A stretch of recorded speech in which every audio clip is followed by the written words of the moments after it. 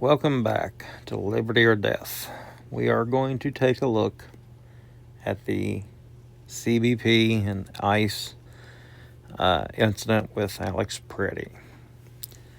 So I know that many people have looked at this and given their 2 cents, and I wanted to go over what would possibly be permissible in court, because that's what I do.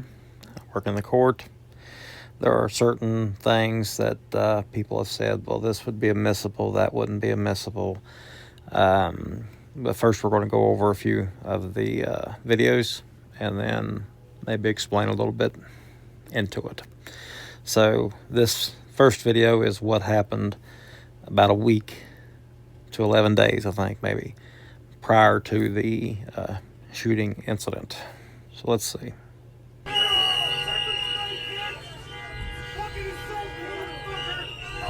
Okay, so the whistles drive me crazy, but Alex Pretti is the one right here in the middle of the screen arguing and cursing the officer.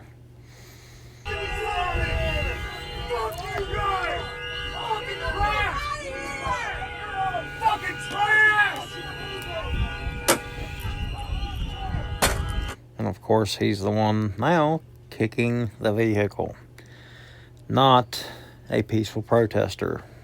Minnesota, not a peaceful protest. It is not a protest at all. It's a riot.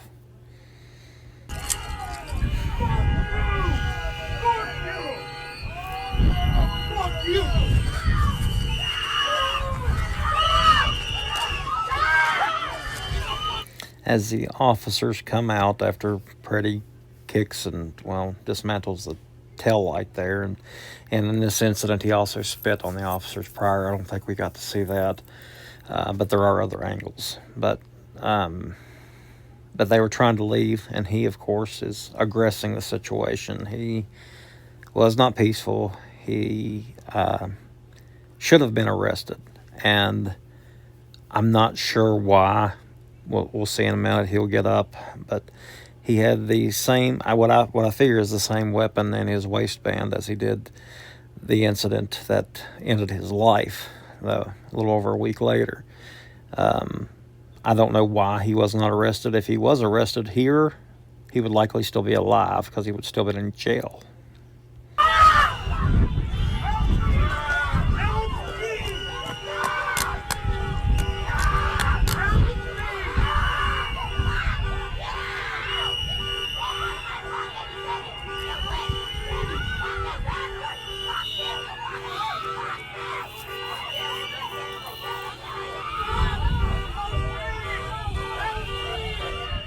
Right there, they let him up, and if you see right in his back, right above his right back pocket, there is a firearm. So when they brought him to the ground, they disrobed him from his jacket, and they could clearly see his firearm. Why they did not arrest him, I don't know. It seems all of them around are being aggressive, but he was by far the most aggressive, and he was in the incident which took his life as well. He destroyed government property, kicked the light, the back tail light, spit on an officer, and is not brandishing. He has a firearm on him while fighting the cops. He can. We'll get into it a little bit later, but something that a few people on the right have said, which have absolutely drove me crazy, about bringing a firearm to a protest. It's absolutely legal. One thing you don't want to do is to get into a fight with police while having a firearm. That will make everything just be a lot worse. But it's absolutely legal to bring a firearm to a protest. But again, this is not a protest. He's attacking the police, the ICE and CBP. So anyway, let's watch a little bit more of this, and we'll go to the next video.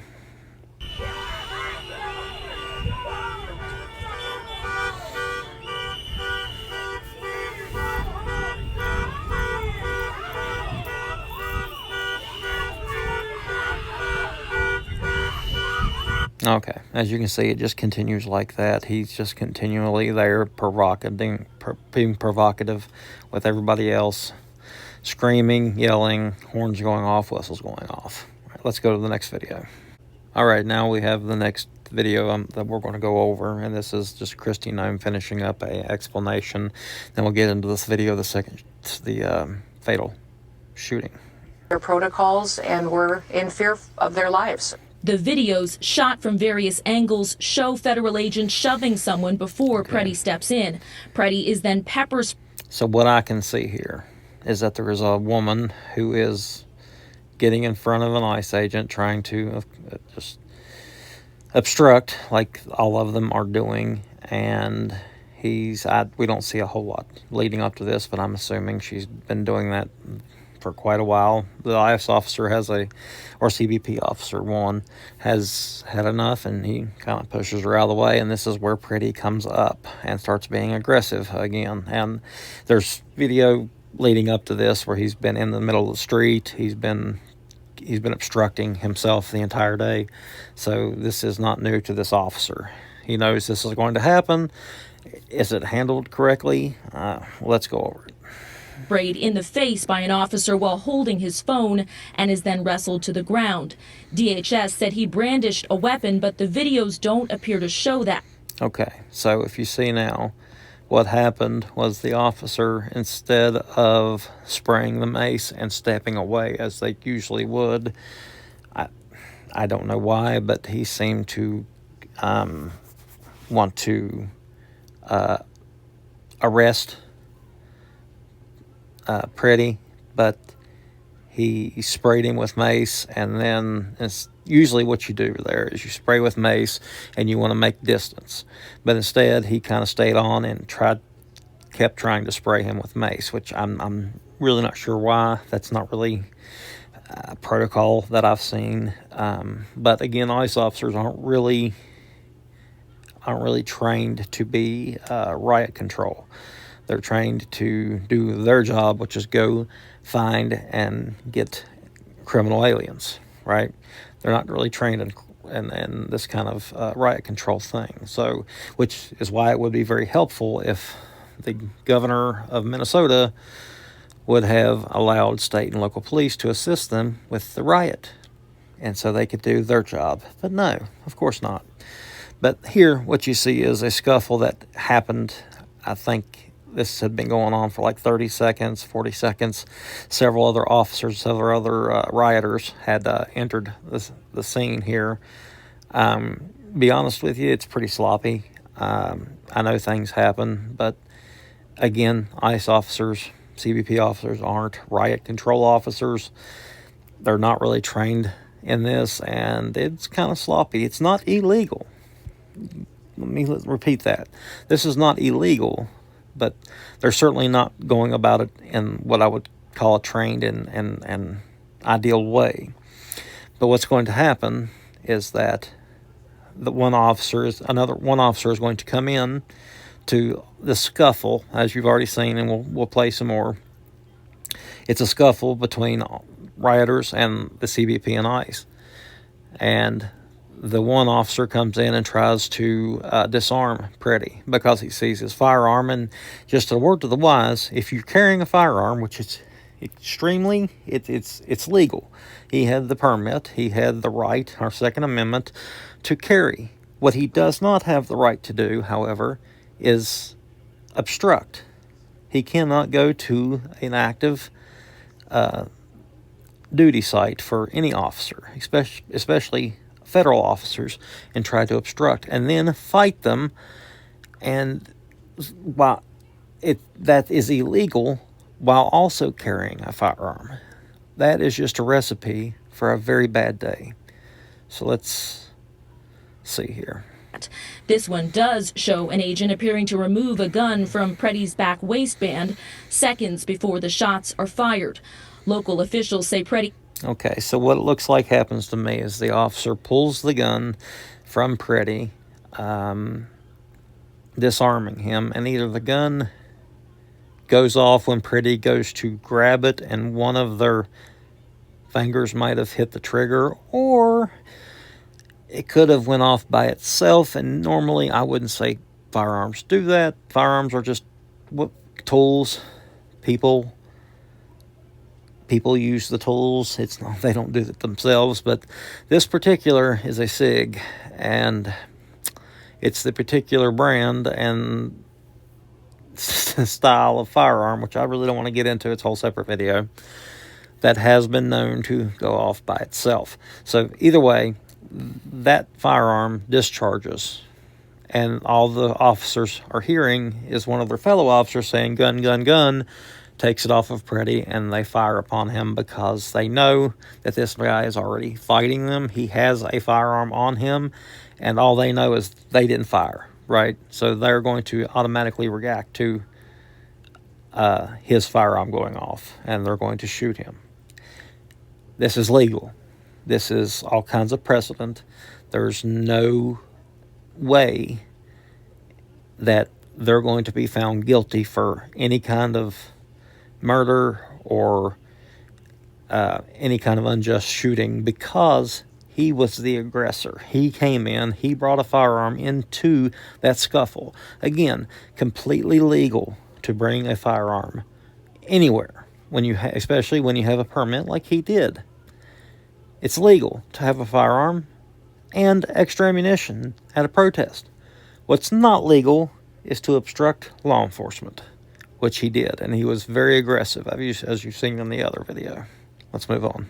Had a permit to carry, and groups like the Gun Owners of America are defending his right to bear arms while protesting, Exactly. as top Trump officials push back. You cannot bring a firearm loaded with multiple magazines to any sort of protest that you wanted. This is what drives me crazy. And I don't dislike Kash Patel, but he has made many stumbles. He has done some good things, but this is just stupid. This is not in any way, shape, or form the law. I don't know what possessed him to make this statement.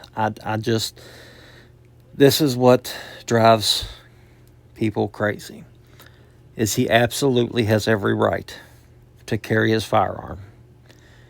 Again, what he does not have the right to do is to fight cops, obstruct them in their investigations, and it's never a good idea to do that, period, but especially to do it with a firearm on you, because then the cops are already know to be at very, very, very high alert.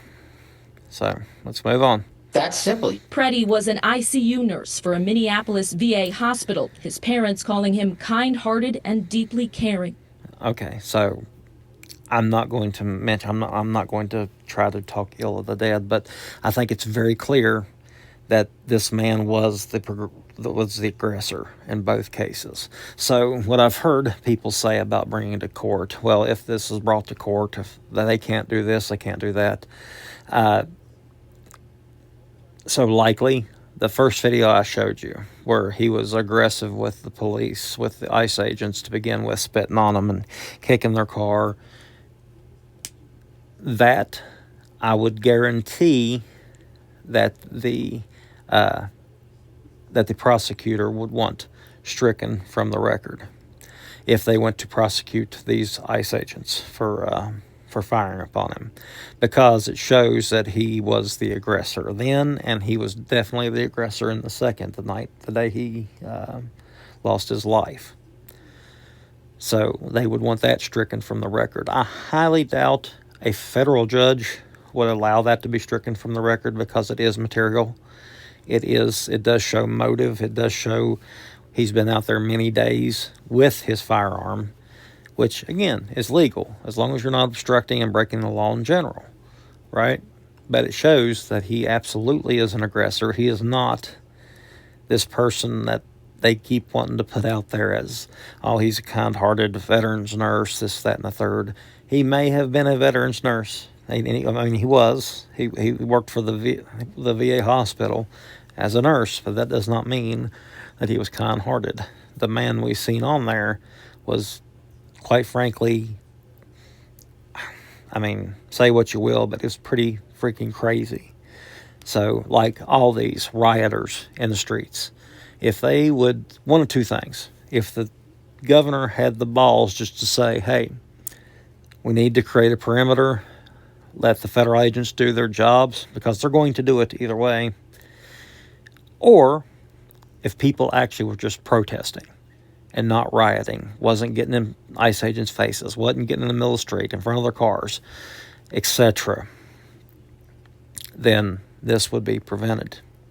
Or if they just arrested him the first time. So, those are my thoughts. If you have any questions, please let me know. Again, there are some things that I'm sure the prosecutor would want to stricken from the record. Some evidence like the first video, but in my opinion, in a federal, now if it was in a state court, a circuit court around right there, it's very likely that the judges around there are probably very liberal and probably would do anything and everything to make sure that those ICE officers were found guilty, like they did in the George Floyd situation, and officers in jail there that should have never been in jail. So, but a federal judge, I have a hard time believing they would stricken that from the record. But this will not be coming to court. It was as horrible and sloppy as it is, someone lost their life. It's never good. But it's not going to be brought in because it was what's called a good shoot, because he's the aggressor. He brought himself into that situation. He did it, like I said, a little over a week prior. They let him go for whatever reason, but it didn't work out for him this time. Those officers feared for their lives. He brought the firearm into the scuffle, which made it much more likely this was going to happen. So, have any questions, let me know. Anything you want me to react to, please let me know. And as always, I'm your Huckleberry.